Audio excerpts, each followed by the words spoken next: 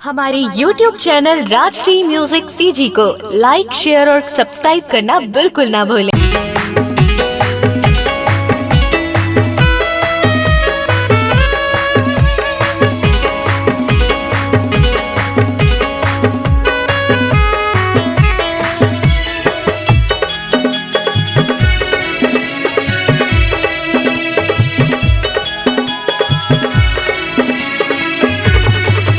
टूरी सोल्ड है रे कस खजाना जिसे गोल्ड है।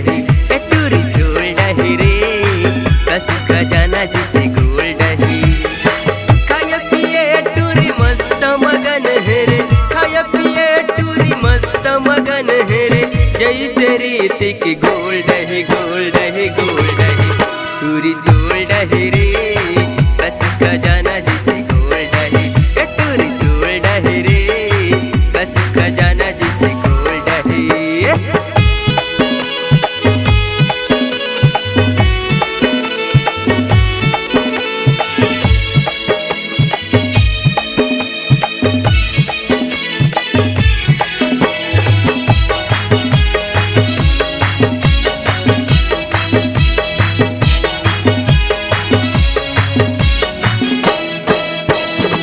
टूरा मनेला देख के संगी टूरी हाँ मुस्की यावते। 16-17 की चढ़ती जवानी पानी में आगी लगावते।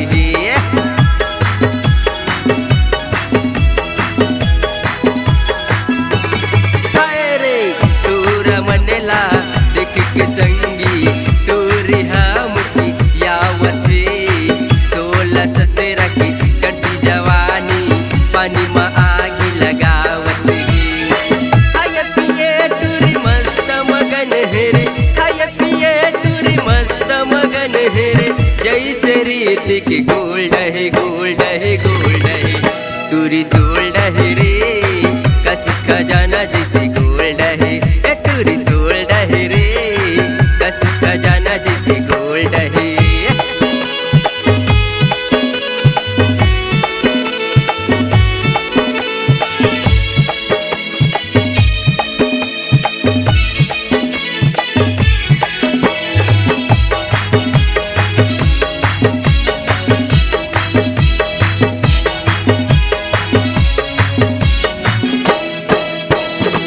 अखी में काजर काने में बाली हाथ में धरे मोबाइल।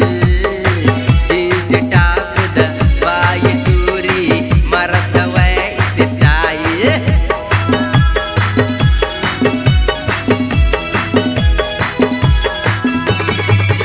रे अखी में काजर काने में बाली हाथ में धरे मोबाइल। जींस टॉप दबाई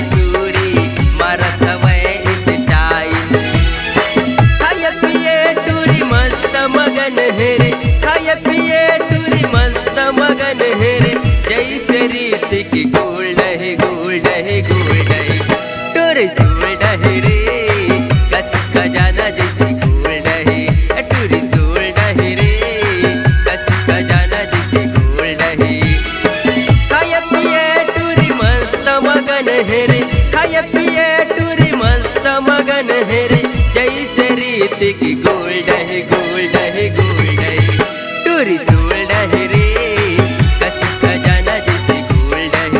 टूरी सोल्ड है रे कस खजाना जैसे गोल्ड है। टूरी सोल्ड है रे कस खजाना जैसे गोल्ड है। टूरी सोल्ड है रे कस खजाना जैसे गोल्ड है।